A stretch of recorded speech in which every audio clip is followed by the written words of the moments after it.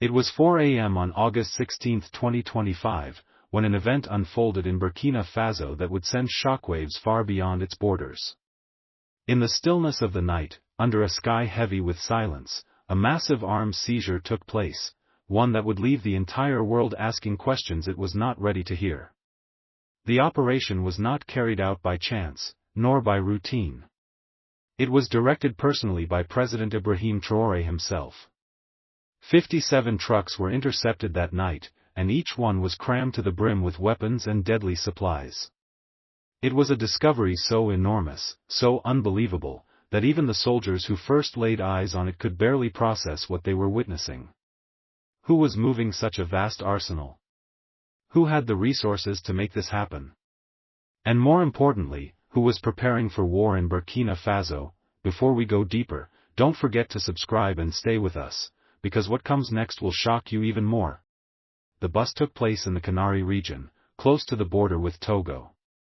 That night, during what was supposed to be a routine patrol, border guards noticed something that immediately felt out of place. A long convoy of trucks, moving at a suspiciously slow pace, hugging the remote roads that few dared to use at such an hour. Midnight in Canary was usually lifeless. The silence of the borderlands was broken only by the occasional bark of a stray dog or the cry of nocturnal birds. Yet here was a massive convoy rolling in darkness, avoiding the main highway, taking the kind of path smugglers favor when they want to vanish into the night. Captain Musa Kabor, the commander of the border unit, was the first to react. His instincts told him something wasn't right. Without hesitation, he reported the unusual sight to his superiors. The initial intelligence reports he received described the convoy as a humanitarian aid delivery, supposedly agricultural machinery and relief goods. But Kabor wasn't convinced. Who delivers humanitarian aid at midnight? And why take secret back roads when the main road was wide open and safer? Something about this convoy screamed danger. His doubts quickly reached President Traoré. The president, already alert to the rising instability in the region, did not waste a single second. He called upon General Ibrahim Zerbo, the commander of the special forces, and gave him a sharp but cautious order: intercept the convoy, but do it carefully. This could be something far bigger than mere smuggling. Within hours, the elite forces were mobilized. Covert positions were taken along the suspected route, while drones circled overhead and helicopters hovered in the distance, tracking the convoy's every movement. The plan was simple: stop the trucks, surround them, and find out exactly what was being transported. At precisely 4 a.m., the trap was sprung. A roadblock slammed shut across the dusty path, and the trucks rolled straight into the ambush. The drivers panicked, some trying to flee into the night, but they didn't get far.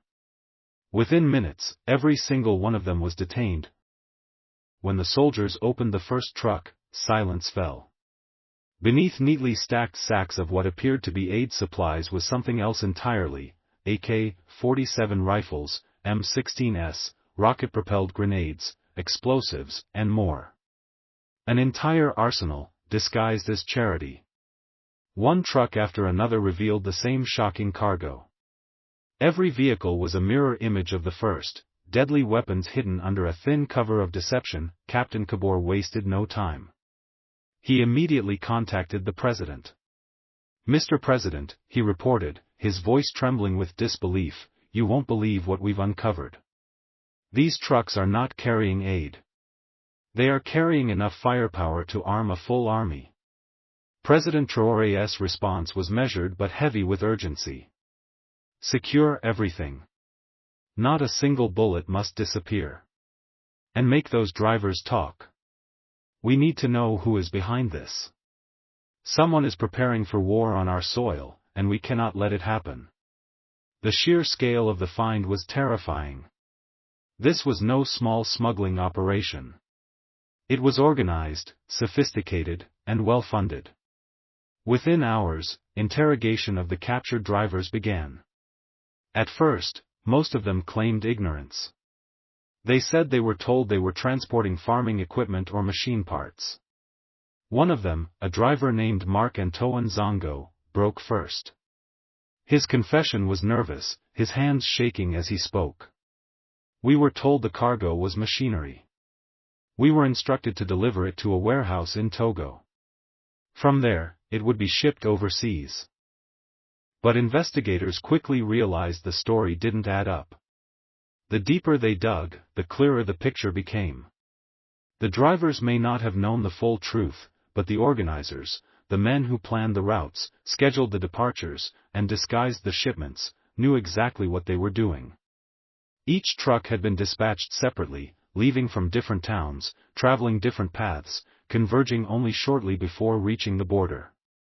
It was a strategy designed to avoid suspicion, to make the convoy appear like a random group of vehicles rather than a single operation. By the second day of the investigation, intelligence teams had uncovered more chilling details. Forensic experts examined the serial numbers on the weapons. Many had been deliberately scratched off, but enough fragments remained for analysis. The results were startling. Some of the weapons had come from the Libyan civil war.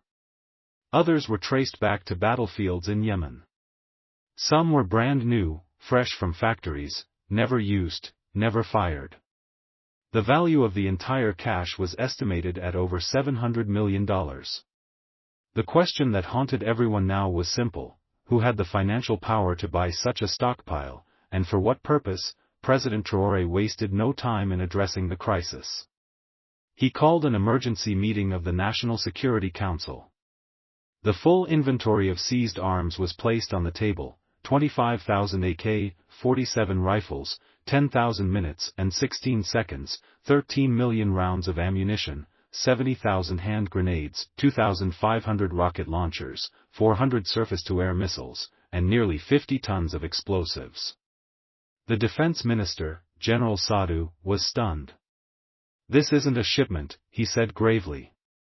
"This is an invasion waiting to happen. With this arsenal, you could topple an entire country."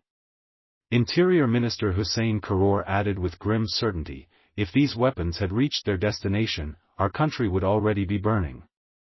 Armed groups could have unleashed chaos for years. At worst, this could have supported a coup. Burkina Faso would have collapsed into civil war." The president stood, his face firm with resolve. "This is not random.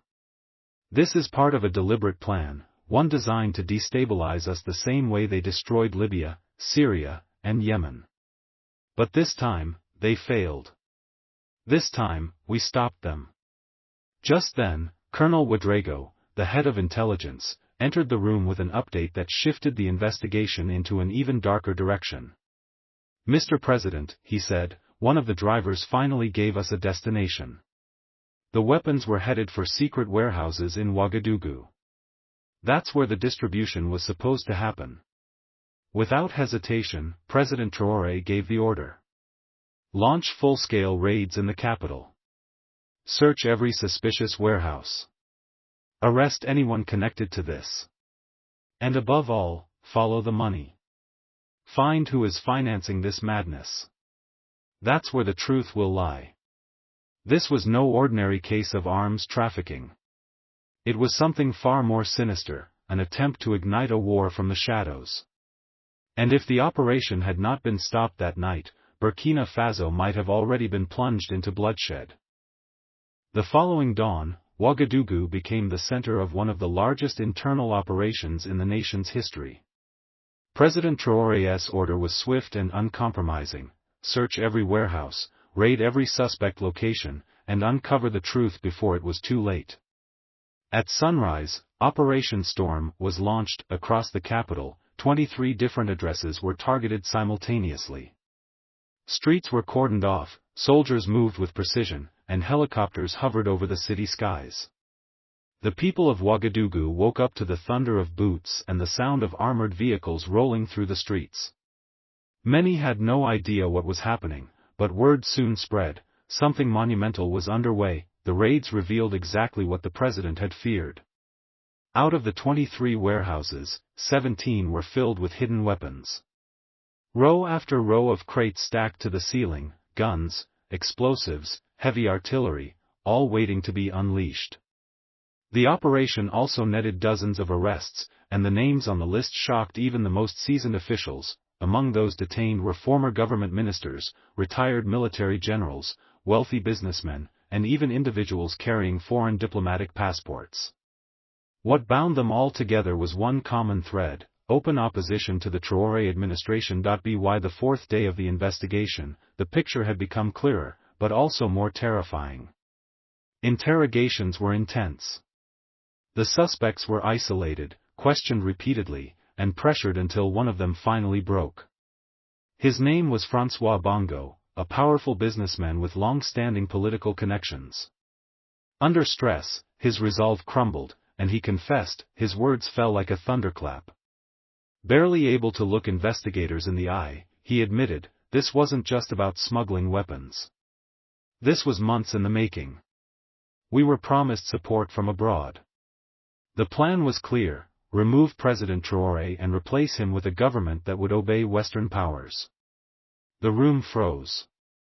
Everyone listening knew this was bigger than anything they had imagined. President Traore himself leaned forward and asked the million-dollar question. Which foreign powers? Bongo hesitated, trembling, then whispered names that shook the room. The meetings were held in Accra. Some participants came from Abidjan.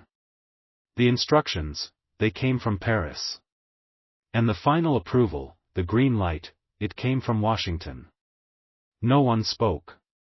The silence was heavy, the implications monumental. Burkina Faso was not simply facing rogue smugglers. It was facing a conspiracy that reached across borders, continents, and governments. Pushed further, Bongo laid out the entire blueprint. The plot had a name: Operation Restored Democracy. Its budget? $700 million. The weapons seized in the 57 trucks were only phase 1. The plan was chilling. Stage coordinated terrorist attacks in major cities to create panic. Use that fear to rally opposition movements. Then, with help from traitors inside the army, execute a full military coup. Once the government fell, foreign backers would recognize and support the new regime immediately, presenting it as a return to democracy. The deeper Bongo went, the darker the picture became. He named foreign diplomats, executives of multinational corporations, and even officials tied to international NGOs as participants in the plan. The conspiracy wasn't just political, it was financial, military, and global. President Traore knew he could not keep this hidden from his people or from the world. He prepared for a nationally televised press conference, one that would go down in history. When he appeared before the cameras, the nation held its breath. Behind him stood the towering display of seized weapons, a wall of rifles, rocket launchers, and explosives stacked as high as the stage itself. It was a sight designed to send a message: the threat was real, and it had been stopped. My fellow citizens of Burkina Faso, he began, his voice steady but fierce, and to the international community watching closely, 3 days ago we intercepted the largest arms trafficking operation ever attempted on our soil. But this was not just smuggling. This was a deliberate plot to destroy our country from within. He lifted a folder of classified documents into view. Here is the proof. 57 trucks. Hundreds of millions in weapons and explosives. The plan was simple: turn Burkina Faso into another Libya, another Syria, another Yemen. They wanted to divide us, to plunge us into chaos, and to install leaders who answer to foreign masters instead of our people. His words grew sharper, his eyes blazing. Some of these weapons were manufactured in NATO countries. Some passed through battlefields in Libya and Yemen. Others came straight from factories, unused. This was not random. This was coordinated. And we are wide awake. The press erupted in questions. A CNN reporter asked, which countries are behind this? Traore's answer was cautious but cutting. The investigation continues, but what we can say is clear: foreign powers are involved. Their fingerprints are all over this. A BBC journalist followed: who are the masterminds behind this? The president did not hesitate. So far, 17 individuals have been arrested, former ministers, ex-generals, and businessmen. Informants are talking, and the truth is emerging. But understand this, those who stand behind them are powerful, and they are outside our borders. An Al Jazeera correspondent raised another question: how will this affect regional security? The president's response carried weight beyond his nation. This is not only an attack on Burkina Faso. This is an attack on Africa. Similar schemes are being set in motion in Mali, Niger, and Guinea. They want the Sahel in flames. But we will not allow it. Africa must stand together. The Russian press asked bluntly, will security be tightened? Traore answered firmly. Yes. Our army is on high alert. Our borders are locked down. And most importantly, our people stand with us. That is our greatest defense. Then came the moment that stunned the world. Traore played a video clip on the screen beside him. It was the recorded confession of François Bongo. Tears streamed down the businessman's face as he admitted, they lied to us. They promised democracy, but what we were really bringing was destruction.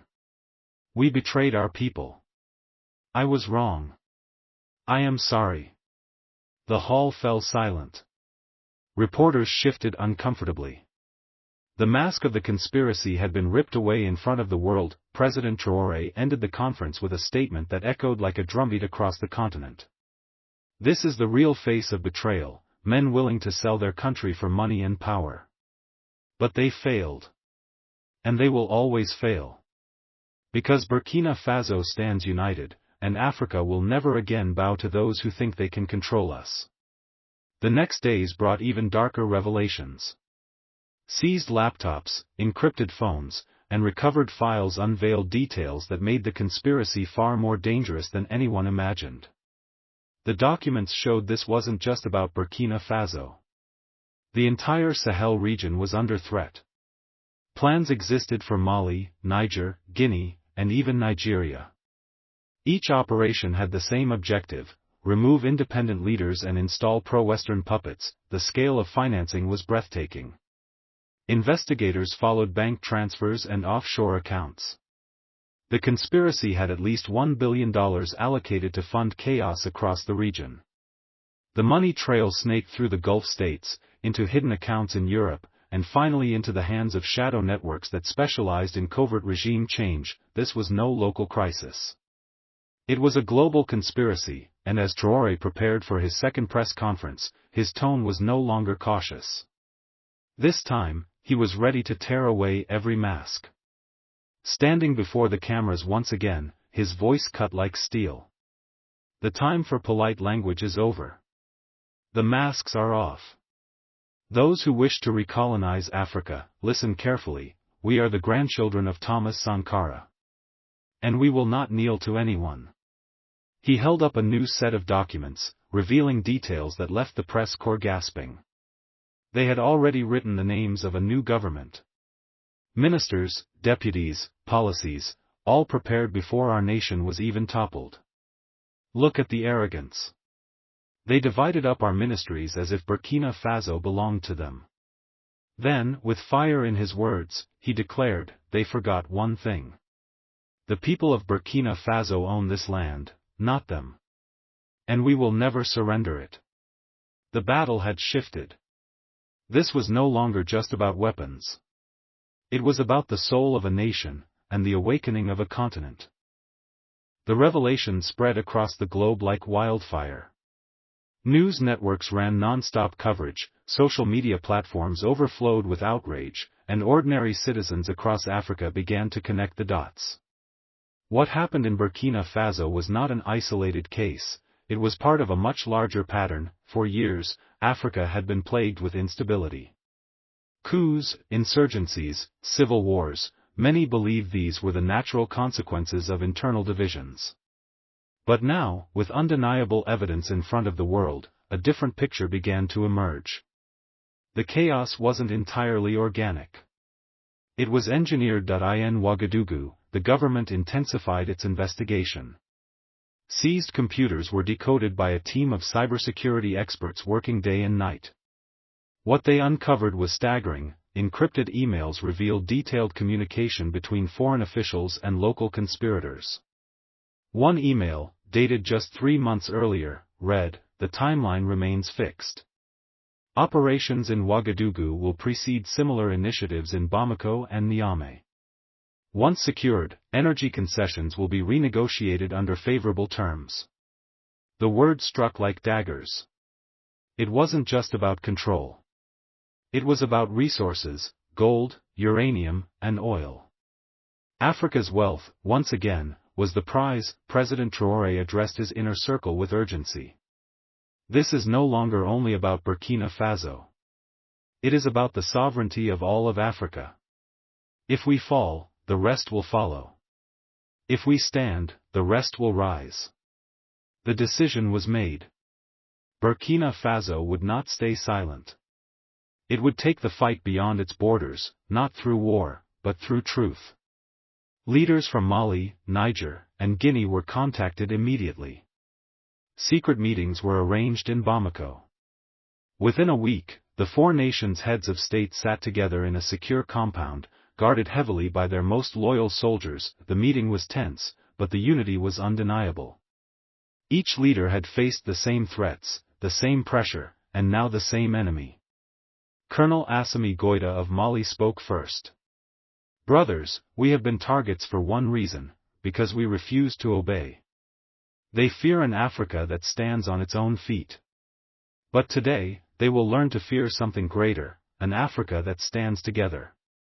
Traoré added, "The time of isolation is over. No longer will they pick us off one by one. Today, we speak with one voice." That night, a new alliance was born, the Sahel Coalition for Sovereignty. It wasn't yet announced to the world, but the decision was clear: mutual defense, mutual strategy, and most importantly, mutual resistance against foreign manipulation. Meanwhile, the investigation in Ouagadougou uncovered something even darker. A confidential document labeled Phase 2, Controlled Chaos, outlined plans to trigger ethnic violence inside Burkina Faso. The strategy was chilling: distribute weapons to different factions, spread propaganda to inflame old rivalries, and create the illusion of civil war. The purpose was obvious. A divided Burkina Faso would be easy to conquer. When Traoré read the file, his face hardened. They want to break us from the inside. But they forget, we are not the Burkina Faso of yesterday. We are awake. He wasted no time. The government launched a nationwide campaign called "Unity is Our Weapon." Public rallies were held, leaders of different ethnic groups stood hand in hand, and radio stations broadcast a single message across the nation: we will not fight each other. We will fight for each other. The movement worked. Instead of tension, solidarity grew. Citizens began volunteering for neighborhood defense groups. Farmers shared food with soldiers, students organized awareness campaigns, and villages formed human chains to protect one another. The conspirators' plan to create division was failing, but pressure from abroad increased dramatically. Western media outlets began portraying Traoré as a dictator and Burkina Faso as a rogue state. International banks quietly froze financial transactions linked to the government. Aid packages were suspended. The European Union announced concerns over human rights. It was a textbook strategy, economic strangulation. Yet, instead of breaking, Burkina Faso turned inward. For the first time in decades, the government prioritized domestic production. Farmers were supported with subsidies, small industries were encouraged, and trade began to shift toward non-Western partners. The hardships were real, but the sense of dignity was stronger. In his next speech to the nation, Traoré declared, "They think starving us will weaken us. But hunger will not kill us, slavery will. We choose freedom, no matter the cost." Meanwhile, evidence of the conspiracy continued to mount. Leaked recordings of phone calls revealed high-ranking foreign diplomats discussing how to replace the current leadership with more reliable figures. One voice, recognized by investigators, belonged to a senior official in a European intelligence agency. the recordings were released to the public. Within hours, African streets erupted with protests, not against their own governments, but against foreign embassies. In Mali, Niger, and even Senegal, crowds gathered chanting, "Africa is not for sale." For the first time in living memory, the narrative shifted. The people were no longer blaming only their leaders for corruption or failure, they were pointing fingers at the global powers pulling the strings. The movement spread. Across Africa, social media was filled with slogans of resistance, historical photos of liberation heroes, and renewed pride in self-determination, but as the momentum grew, so did the danger. Burkina Faso's intelligence service intercepted a chilling message sent through an encrypted channel. It read, "Proceed with the final step. If destabilization fails, eliminate the leadership. Authorization granted." The meaning was unmistakable. Assassinations were now on the table, security around Traore and other coalition leaders was doubled. Every meal was tested, every vehicle checked, and every public appearance planned with military precision. The president himself acknowledged the danger but refused to live in fear. "If my life is the price for Africa's freedom," he told his advisors, "then let it be paid. But they will never silence the truth." The plot thickened when investigators discovered a hit squad already inside the country.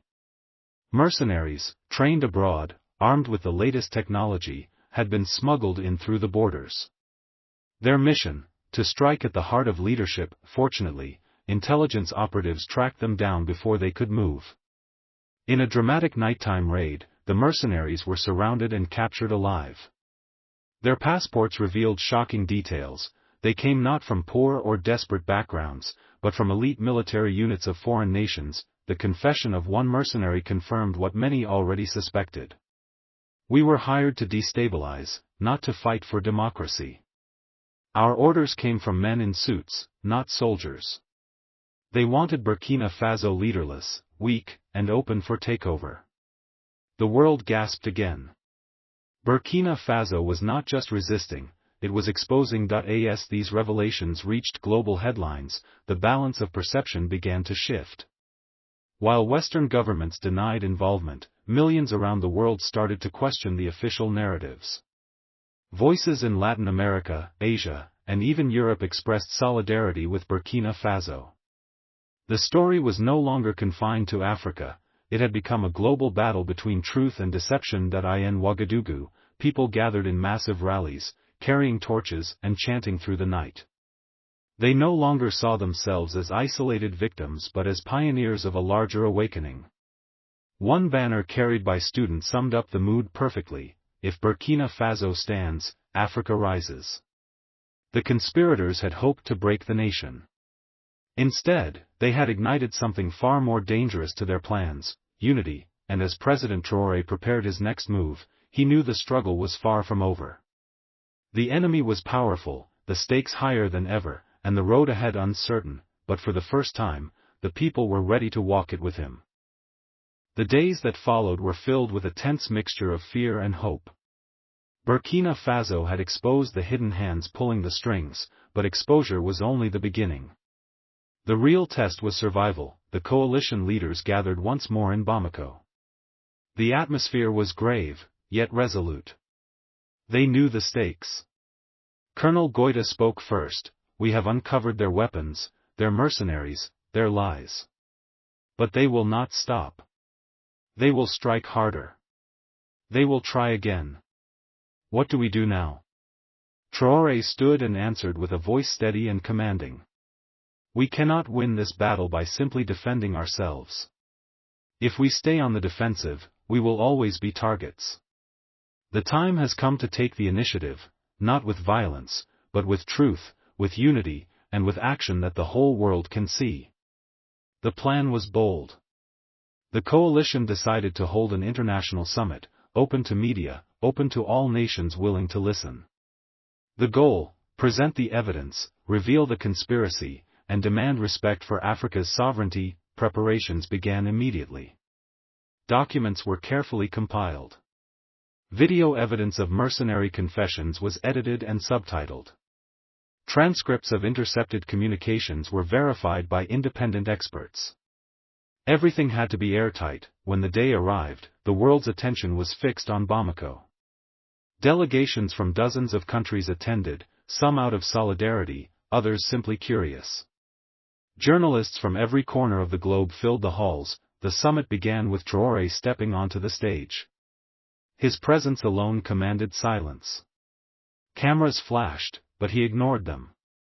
He spoke not from notes, but from conviction. For too long, he began, Africa has been seen as a land to be exploited, a people to be manipulated, and a resource to be stolen. But today, we reveal the truth. What you see here are not accusations, they are facts. One by one, the evidence was presented. Screens displayed intercepted emails. Recordings of foreign officials played loudly for all to hear. Footage of captured mercenaries confessing their mission left the audience stunned. A hush fell over the room. Then, murmurs spread, as representatives whispered among themselves. Some sat stiff and pale, uncomfortable with what they had just witnessed. Others nodded, visibly moved. Traore ended with words that would echo far beyond Africa. We are not asking for charity. We are not asking for favors. We are demanding respect. The era of hidden chains is over. Africa will no longer bow. The hall erupted with applause, but not everyone clapped. Some foreign delegates walked out, their faces tight with anger. The truth had cornered them, and they didn't like it. That night, the summit's footage spread online like wildfire. Millions watched, millions shared. Hashtags calling for African unity trended worldwide. In Latin America, activists drew parallels with their own struggles against imperialism. In Asia, commentators praised Africa's courage. Even in Europe, voices of dissent began questioning their government's policies. The conspiracy, once hidden, was now public knowledge. The more they tried to deny it, the more guilty they appeared, but exposure had its price point. 2 days after the summit, Burkina Faso was hit with severe sanctions. Banks cut ties completely.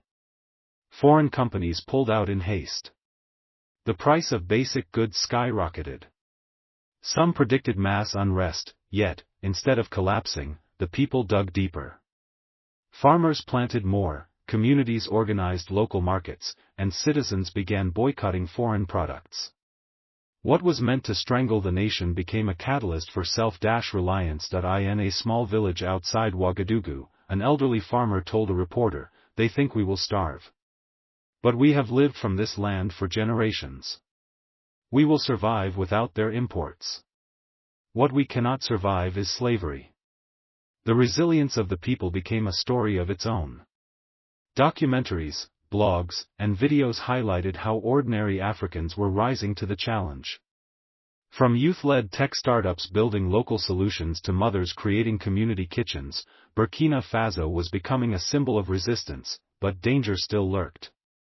Intelligence reports confirmed that more mercenaries were being recruited. The coalition had to act swiftly.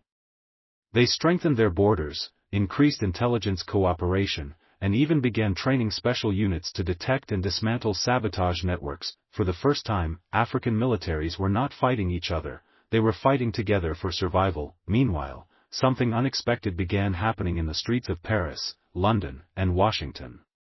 Protesters gathered outside government buildings, holding signs that read, "Hands off Africa," and "Justice for Burkina Faso." The hypocrisy was too clear, the evidence too strong. Even ordinary citizens of foreign countries could no longer ignore the truth. Back in Africa, momentum was growing. More nations expressed interest in joining the coalition. Ghana, Chad, and even Congo sent observers. What began as 4 nations resisting in silence was turning into a continental awakening. Still, the coalition leaders remained cautious. Traore reminded them, unity is powerful, but it also makes us a bigger target. We must never lose discipline. One mistake, and they will use it against us. The struggle was far from over. Weeks turned into months. The sanctions tightened. The threats continued. But Burkina Faso and its allies stood firm. Slowly, cracks began to appear on the other side. Foreign corporations, losing billions due to instability, pressured their governments to reconsider. Some nations quietly reached out, seeking new terms of partnership based on respect rather than exploitation. A shift was happening. The balance of power, though small, was tilting. On the first anniversary of the weapons seizure, Traore addressed his people once again. Standing in front of thousands, with the coalition flags waving behind him, he declared, "1 year ago, they tried to bury us with weapons meant to enslave us. Instead, we turned their plan into our awakening. They wanted chaos, we found unity. They wanted fear, we discovered courage. Today, we stand not as victims, but as leaders of a new era." The crowd roared. He raised his hand, and silence fell. Then, he concluded with words that would be remembered as a declaration of a new Africa: "This is only the beginning. The road will be long, the sacrifices heavy. But no matter the cost, we will walk it. And when history is written, it will say, here, in the heart of Africa, the chains were finally broken." The people erupted into chants. Fireworks lit the night sky. Hope burned brighter than ever. The world watched. The enemies planned their next moves. But something irreversible had already happened. The people had tasted freedom, not the illusion, but the real one. And once tasted, freedom can never be forgotten. So the story of Burkina Faso was no longer about one country, one leader, or one struggle. It had become the story of a continent reclaiming its soul, and as the voices of millions echoed across the land, one message rose above all others: stand with us. Subscribe to the cause of truth, unity, and freedom.